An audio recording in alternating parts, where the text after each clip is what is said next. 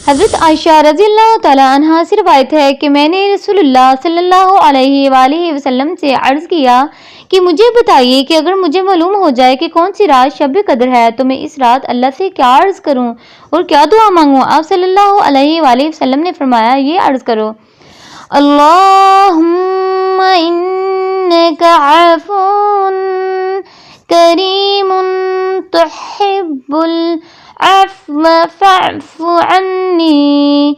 ए मेरे अल्लाह, तू माफ़ फरमाने वाला और बड़ा करम फरमाने वाला है और माफ़ कर देना तुझे पसंद है, बस तू मेरी खताएं माफ़ फरमा दे।